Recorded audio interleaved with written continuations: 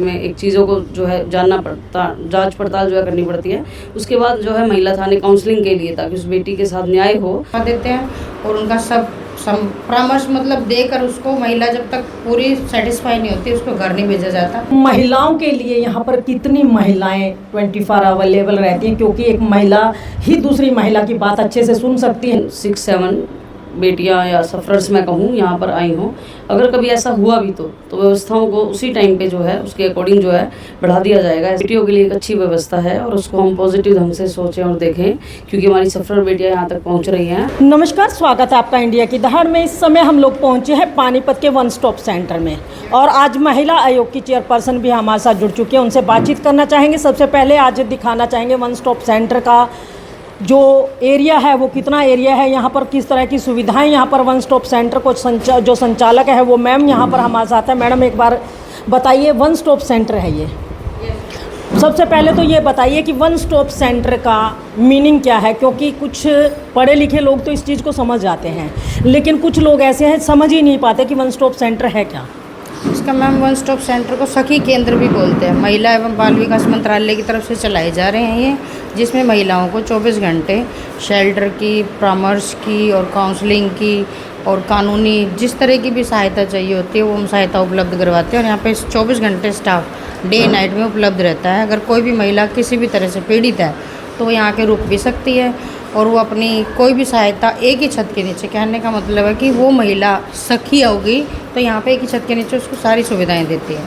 तो उसको चाहे कुछ भी चाहिए, अगर कोई एफआईआर करवाने में तो पुलिस से हमारे नोडल ऑफिसर भी लगाए हुए हैं और कानूनी सहायता सिविल से मेडिकल भी हो जाता है उनका, तो सब फ्री में होता है। लीगल एड डालसा से करवा देते हैं और उनका सब परामर्श मतलब देकर उसको महिला जब तक पूरी सेटिस्फाई नहीं होती उसको घर नहीं भेजा जाता, उसको मर्जी से ही घर जाती है वो। और शुभ नाम क्या है? ईशा। तो देखिए मैम ईशा हमारे साथ है और वन स्टॉप सेंटर आपको बता दें कि एक सखी सेंटर, एक ये कह सकते हैं कि जो महिलाएं किसी तरह से लाचार हैं, बेजार हैं या किसी तरह परेशानी के सबब में हैं, तो उनके लिए एक सखी सेंटर यहाँ पर खोला हुआ है। और इस सखी सेंटर के अंदर तमाम उन महिलाओं को, चाहे उन्हें काउंसलिंग की ज़रूरत है या कहीं दिक्कत परेशानी कोई आ रही है, रात को रुकने की जगह चाहिए, वो भी यहाँ पर अवेलेबल रहती हैं। तो इस तरह के तमाम जो दिक्कतें हैं महिलाओं की दूर करने के लिए वन स्टॉप सेंटर बनाए गए हैं। हर प्रत्येक ज़िले में ये बनाए गए हैं। और आज सोनिया अग्रवाल जी जो कि महिला आयोग की चेयरपर्सन है वो भी हमारे साथ है, उनसे बातचीत जरूर करना चाहेंगे। आज उन्होंने दौरा किया है, हालांकि समय समय पर पहले भी ये दौरा करते रहते हैं। सोनिया जी सबसे पहले तो बहुत बहुत स्वागत है आपका इंडिया की दहाड़ में। आपको नमस्कार। अच्छा मैम, आज आप वन स्टॉप सेंटर में आए हैं, पहले भी कई बार आए हैं, मैंने दिखाया भी है लोगों को। मैंने वन स्टॉप सेंटर के अंदर कितने लोगों के ठहरने की व्यवस्था है या कितने रूम्स यहाँ पर अवेलेबल है, क्या क्या फैसिलिटी है यहाँ पर महिलाओं के लिए?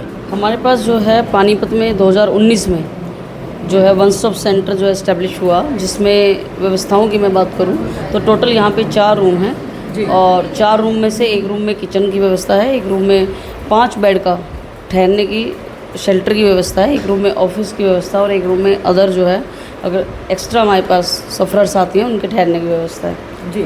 तो आइए मैम एक बार वन स्टॉप सेंटर का हम दौरा भी कर लें, क्योंकि अक्सर आपसे बातचीत हुई है, आप आए हैं चले गए हैं, क्या कुछ यहाँ पर सुविधा है वो भी दिखा दी जाए लोगों को, ताकि पता लगे कि वन स्टॉप सेंटर नाम का ही सेंटर नहीं है। मैम यहाँ अगर बात की जाए तो ये रूम क्या कहलाता है? यहाँ पर जितनी भी काउंसलिंग होती है लीगल एड से रिलेटेड वो जो है सफरर के लिए होती है जी। तो यहाँ पर अगर स्टाफ की बात की जाए, कितना स्टाफ 24 आवर अवेलेबल रहता है? यहाँ जो है रात के टाइम 2 लोग रहते हैं और दिन के टाइम 6 से 7 लोग रहते हैं। जैसा कि कहा गया है सखी सेंटर, वन स्टॉप सेंटर, अक्सर ये चीज़ महिलाओं के लिए ही कही जाती है। तो महिलाओं के लिए यहाँ पर कितनी महिलाएं 24 अवेलेबल रहती हैं, क्योंकि एक महिला ही दूसरी महिला की बात अच्छे से सुन सकती है, अच्छे से समझा भी सकती हैं एक दूसरे को। अगर स्टाफ की बात करें तो 4 से 5 लोग जो है सुबह से शाम तक रहते हैं, जिसमें एक काउंसलर, एक जो है पैरामेडिकल का स्टाफ, एक जो है ऑफिस में क्लर्क, एक जो है इंचार्ज मैडम और एक जो है अन्य सेफ्टी पर्पस से पुलिस से भी हमारे को जो है यहाँ पे कांस्टेबल मिली हुई होती है। इस प्रकार से 5 लोग तो हमेशा ही रहते हैं। अच्छा मैम, वन स्टॉप सेंटर में आप काफ़ी बार आ चुके हैं और बिल्डिंग की अगर बात की जाए, 4 रूम तो आपने बताए हैं, एक में किचन है, एक में ऑफिस बन गया, एक में काउंसलिंग रूम बन गया और एक में ही शेल्टर होम है। तो क्या सेटिस्फाई है इतने मतलब जो एरिया है? हो सकता है कि एक रात में कहीं 10 से 20 लेडीज़ भी आ सकती हैं। जी, कितनी? 4 से 5 5 डेज। हाँ जी। अच्छा, अगर 4 से 5 लेडीज़ के बाद अगर कोई महिला आ जाती है, कोई परेशान है किसी भी रूप में और वो रुकना चाहती है, तो उनके लिए कोई व्यवस्था नहीं है? अरेंज कर देते हैं। अगर कोई लड़की होती है तो एक ही बेड पे 2 को शिफ्ट कर देते हैं। नहीं, अभी आपने बोला ना कि 4 से 5 रुक सकती हैं। 5 बेड्स का है मैम हमारे पास, 5 बेड्स 5 डेज के लिए सभी जगह एक जैसा ही। अगर कोई आती है तो 2 एक्स्ट्रा फोल्डिंग रखे हुए हो रहे। नहीं मैडम, आपको नहीं लगता है मतलब अगर कहीं दुविधा ज़्यादा आ जाती है, 4 से 5 महिलाओं के अलावा भी और महिलाएं आ जाती हैं, 5 आ जाती हैं, 10 आ जाती हैं, आपने बोला कि अगर 6 आ जाती है तो 2-2 हो जाती हैं, लेकिन अगर 10 से 12 महिलाएं अगर कहीं आ जाती हैं तो ऐसे में क्या हालात होंगे इन वन स्टॉप सेंटर के? क्या उन महिलाओं को बाहर का रास्ता दिखा दिया जाए? मैं इस बारे में आपको बात बताना चाहूँ। वैसे आज तक मैंने देखा नहीं पूरे हरियाणा में। आज 2017 से ये पहली बार खुले थे। करनाल में पहला वन स्टॉप सेंटर खुला, 2019 में पूरे हरियाणा में वन स्टॉप सेंटर खुले। तो आज तक का रिकॉर्ड है कि कभी ऐसा हुआ नहीं कि मोर देन 6-7 बेटियां या सफ़रर्स मैं कहूँ यहाँ पर आई हों। अगर कभी ऐसा हुआ भी तो व्यवस्थाओं को उसी टाइम पे जो है उसके अकॉर्डिंग जो है बढ़ा दिया जाएगा। ऐसा नहीं है कि वो बेटियां सफ़र करेंगी। बेटियां सफ़र करने के लिए बिल्कुल नहीं है, और सरकार के पास किसी भी प्रकार के साधनों की भी कमी नहीं है। निश्चित रूप से उनके लिए तुरंत प्रभाव से जो है अरेंजमेंट्स जो है हो जाएंगे। एक बार जिस रूम में महिलाओं को ठहराया जाता है उसका मुआयना कर लिया जाए तो ज़्यादा बेटर रहेगा, क्योंकि पता लगे लोगों को कि आखिर किस तरीके की फैसिलिटी यहाँ पर दी जा रही है महिलाओं के लिए। तो आइए देखिए, हम लोग अब आ गए उस रूम के अंदर जहाँ पर महिलाओं के रुकने की व्यवस्था की जाती है। देखिए, बेड के नाम पर आप 5 बेड यहाँ पर देख सकते हैं, बेड ज़रूर लगे हुए हैं, लेकिन अगर व्यवस्थाओं की बात की जाए, देखिए वो देखिए, भरी गर्मी का मौसम है और उमस भरी गर्मी है। इस गर्मी में एसी फेल हो जाते हैं, तो उसके चलते यहाँ पर अगर एक पंखा है तो पंखा देख सकते हैं वो टूटा हुआ है, और ये कूलर भी लगा हुआ है, तो शायद ये चलता भी है या नहीं चलता है इसकी तो गारंटी चलने के बाद ही पता लगेगी। और जिस तरीके की व्यवस्था यहाँ पर की गई है, देखिए रूम भी सिर्फ एकमात्र एक छोटी खिड़की इसमें ज़रूर है, एक दरवाज़ा है। और अगर बात की जाए वन स्टॉप सेंटर के एरिए की, तो ये देख सकते हैं यहाँ पर जो तमाम फैसिलिटी जो है ज़रूर है, लेकिन अगर ये देख सकते हैं ये किचन है सामने। मैम, ये किचन है क्या सामने? ये किचन है। अच्छा, तो देख सकते हैं यहाँ पर तमाम व्यवस्थाएं करने की कोशिश तो की जाती है, लेकिन यहाँ पर पूर्णतः वो फैसिलिटी नहीं है जो फैसिलिटी होनी चाहिए। सरकार जो दावे करती है, सरकार जो ये कहती है कि हम तमाम जो सुविधाएं हैं उन महिलाओं को भी देना चाहते हैं जो अंतिम छोर पर खड़ी हैं, पंक्ति के अंतिम जो सदस्य है उसके लिए भी यहाँ पर सुविधाएं करने की बात करते हैं। तो सुविधाएं आपको दिखा दी है। वन स्टॉप सेंटर का आज पहली बार पूरी तरह से मुआयना किया है। दूसरी बात, आइए हम बाहर की ओर लेकर के चलते हैं। मैम, आप भी आ जाइए एक बार। ये देखिए मैम, जहाँ से आप चल रहे हैं वन स्टॉप सेंटर की जो बिल्डिंग है, अगर बात की जाए इसके लिए बढ़िया है ना। अच्छा, मतलब फिजिकली फिटनेस के लिए है ये? बिल्कुल। या मतलब ये जो कुछ नाकामियां हैं, मतलब बिल्डिंग जर्जर हो चुकी है, पुरानी हो चुकी है, उसको बचाने के लिए एक कहते हैं बांध का इंतजाम किया गया है? नहीं, मैं आपको एक छोटी सी बात बताना चाहूँ कि बेटियों के लिए एक अच्छी व्यवस्था है और उसको हम पॉजिटिव ढंग से सोचें और देखें, क्योंकि हमारी सफ़र बेटियां यहाँ तक पहुँच रही हैं। हम जो है पॉजिटिव मैसेज जो है उनको दें, और निश्चित रूप से इन सब चीज़ों पे बड़ा अच्छा काम होने वाला है, बहुत जल्दी होने वाला है, ताकि बेटियों को जो है और सुविधाएं बेस्ट मिलें।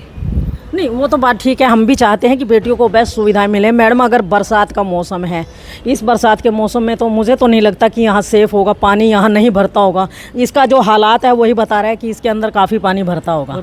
तो किस तरीके यहाँ पर दिक्कतें रहती होंगी? अच्छा, मतलब भरता है पानी, मतलब दिक्कतें तो होती हैं जब बरसात होती है। तो कितना समय पानी यहाँ रुकता है?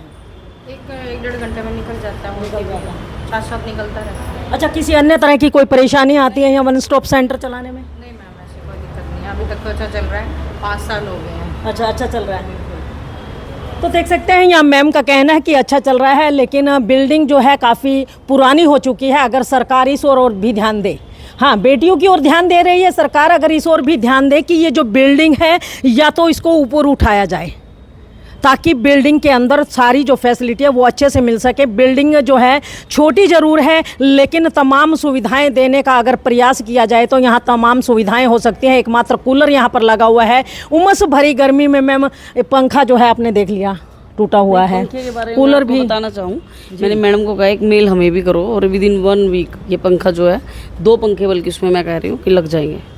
तो मैम अब ये सरकार वहन करेगी, आयोग वहन करेगा, या फिर समाज सेवियों की जिम्मे ही डाला जाएगा जैसा अक्सर होता है? WCD डिपार्टमेंट जो है इसको लगवाने का काम करेगा। जी, तो विद इन वीक मतलब हो जाएगा? बिल्कुल पक्का। तो देख सकते हैं सोनिया अग्रवाल जी ने सीधे सीधे लफ्ज़ों में जवाब दिया है कि विद इन वीक एक पंखा नहीं बल्कि 2 पंखे लगने हैं यहाँ पर। अगर 2 पंखे लग जाते हैं तो डिपार्टमेंट का एक अच्छा प्रयास होगा उन महिलाओं के लिए जो पहले से ही परेशान होती हैं और सहारा लेती हैं वन स्टॉप सेंटर का। अगर यहाँ आकर भी उन्हें परेशानियाँ ही झेलनी हैं तो फिर तो ना कहीं वो लोग भी सोचने को मजबूर हो जाते हैं कि जिस हालात में हम लोग हैं वही ठीक हैं। तो महिला थाने से हैं मैम आप? महिला थाने से मैम हमारे साथ है सुनीता जी, उनसे बातचीत करना चाहेंगे। सुनीता जी, कोई मजबूर लाचार महिला जो नहीं समझ पाती कि उन्हें जाना कहाँ है, अगर आपके संपर्क में आती है तो किस तरह से उनकी मदद की जाती है? हमें जी एक सीनियर सिटीजन और खुल गया हमारे महिला थाने में और उनकी भी फुल हेल्प करते हैं जी। अगर कोई ऐसी लाचार आती हो उसको घर तक भी छोड़ने का प्रयास करते हैं मैडम। मतलब हर तरह से तत्पर है महिला पुलिस? हाँ जी, बिल्कुल है जी। अच्छा, अक्सर सुनने में आता है महिलाएं कहती हैं हम लोग चक्कर लगा लगा के थानों के परेशान आ जाते हैं, वहाँ पर सुविधा मिलने की बजाय परेशानी मिलती है। बिल्कुल परेशानी नहीं मैडम, बिल्कुल पूरी सुविधा देते हैं, अच्छे से चाय भी पिलाते हैं और बैठाते हैं, पानी भी पिलाते हैं और उनकी सुनते भी हैं। जी, शुभ नाम मैम? मेरा LSI सुनीता जी। तो देखिए महिला थाने से हैं सुनीता जी हैं, उनका कहना है कि जो भी महिलाएं इनके पास आती हैं पहले तो उन्हें समझा बुझा करके उनके घर पर छोड़ने का काम किया जाता है, लेकिन उसके बावजूद कुछ महिलाएं ऐसी होती हैं जो अपने घर पर ना जा कर के मजबूरी में शरण कहीं लेना चाहती हैं तो उन्हें वन स्टॉप सेंटर छोड़ दिया जाता है।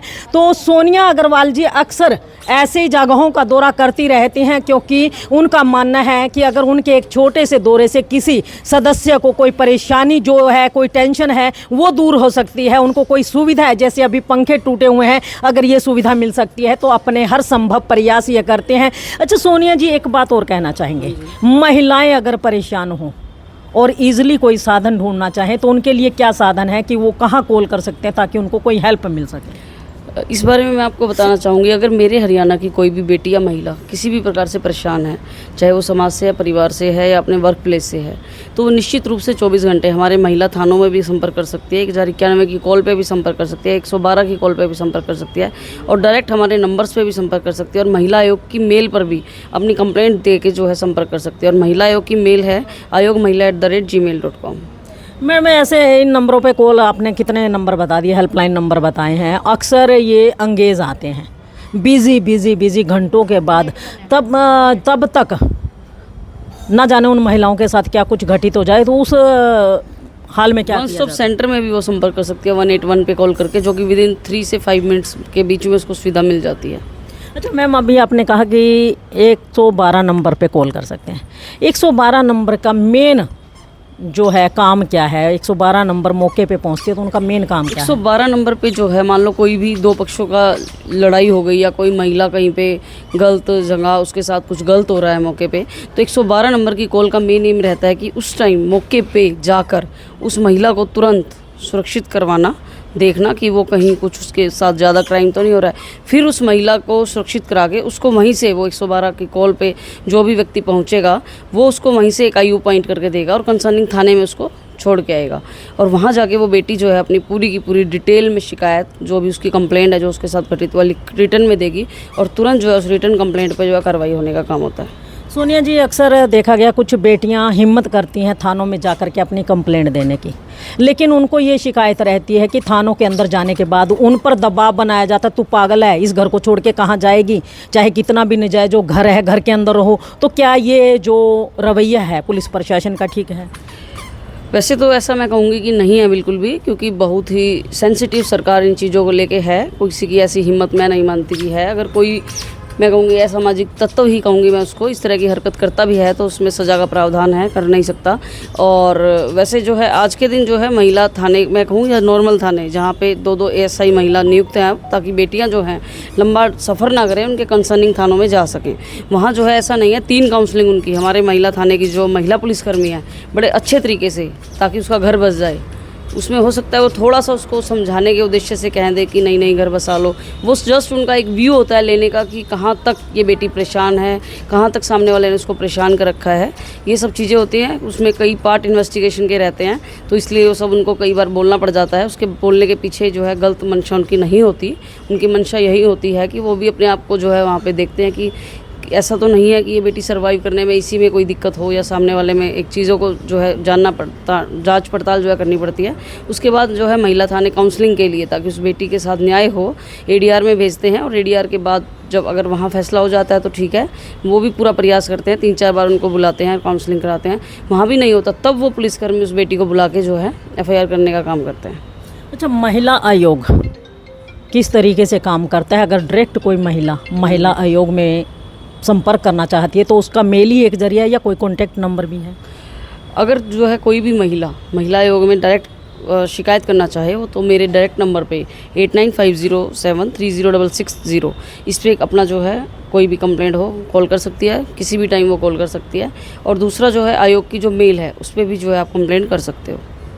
तो कितने दिनों में मतलब उसका मेल का जवाब दिया जाता है, या कांटेक्ट पे अगर कांटेक्ट करते हैं तो मतलब किस तरीके मतलब ऑन द सपोर्ट उनकी हेल्प की जाती है या कुछ समय दिया जाता है? अगर आप फ़ोन नंबर पे कांटेक्ट कर लेते हो तो हमारी कोशिश रहती है ऑन द स्पॉट जो है उसका काम हम उसी टाइम जो है करवा दें। और अगर आप मेल करते हैं तो मेल में भी ऐसा ही है, मेल जो है ऑफिस रजिस्टर में चढ़ते ही तुरंत उस पर ATR पुलिस वालों के वो लिखी जाती है कि इस पर एक्शन टेकन, रिपोर्ट हमें विदिन 5 डेज़ भेजो। और उसके बाद खुद जो आयोग उसको पर्सनली बेटी को बुलाकर, दोनों पक्षों को बुलाकर सुनने का काम करता है। तो देख सकते हैं महिला आयोग की चेयरपर्सन सोनिया अग्रवाल जी हमारे साथ ही। आपको बता दें समय समय पर महिलाओं की जो समस्याएं हैं उनको सुन करके उनका समाधान करवाने की कोशिश करती हैं। आज भी इन्होंने बताया कि किस तरीके महिला पुलिस और महिला थाने जो हैं महिलाओं के लिए खोले गए हैं और किस तरीके वहां पर महिलाओं की मदद की जाती है।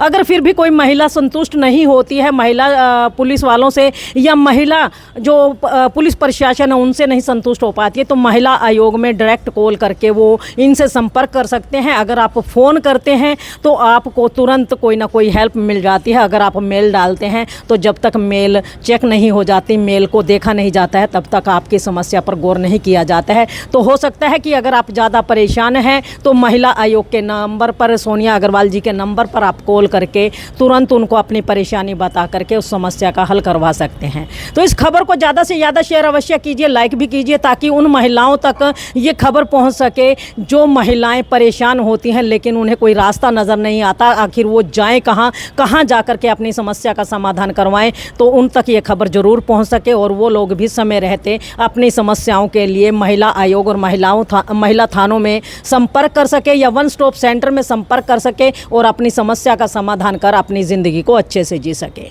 इस खबर को ज़्यादा से ज़्यादा शेयर अवश्य कीजिए, लाइक भी कीजिए, चैनल को फॉलो करना ना भूलें। इंडिया की दहाड़ के लिए रमा देवी, जय हिंद, जय भारत। मैं नीलम प्रणामी मेरी तरफ से सभी प्रदेशवासियों को, सभी देशवासियों को स्वतंत्रता दिवस, रक्षाबंधन और जन्माष्टमी की हार्दिक बधाइयाँ। सभी मिलजुल कर खुशी से ये त्यौहार मनाएं। और अब मेरी स्वतंत्रता दिवस पर लोगों से यही अपील है, तिरंगा यात्रा निकालते समय बाद में तिरंगों का अपमान ना करें, तिरंगों को संभाल कर रख दे। मैं राजेंद्र शर्मा हल्दाना, जिला उपाध्यक्ष भारतीय जनता पार्टी, 15 अगस्त, रक्षाबंधन और जन्माष्टमी की शुभकामनाएं देता हूँ। मैं Akash Garg, Shri Krishna paints and hardware, Assandh road, Lambagarh Chowk, Panipat की तरफ से सभी देशवासियों को 15 अगस्त की, रक्षाबंधन की और जन्माष्टमी हार्दिक शुभकामनाएं देता हूं।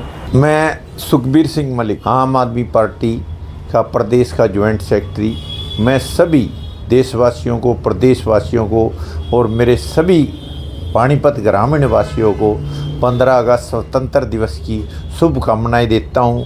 और मैं तीजों की भी शुभकामनाएं देता हूं और जन्माष्टमी की भी बहुत बहुत शुभकामनाएं देता हूं। सबके त्यौहार बहुत अच्छे से मनाएं और खुशी खुशी मनाएं। मैं सभी का दिल से धन्यवाद करता हूं। जय हिंद। जय बोले कि मैं डॉक्टर सुशील उपाध्याय, राजनगर उपाध्याय कॉलोनी की तरफ से सभी को महाशिवरात्रि की और इसी के साथ 15 अगस्त की भी हार्दिक शुभकामनाएं। जय बोले कि जय शंकर। मैं नरेंद्र बिंझोल, पूर्व मंडल अध्यक्ष, पंचायती राज जिला संयोजक, सभी देशवासियों को 15 अगस्त व जन्माष्टमी की शुभकामनाएं देता हूं। वह आशा रखता हूं भगवान आपकी लंबी उम्र और सुख शांति दे।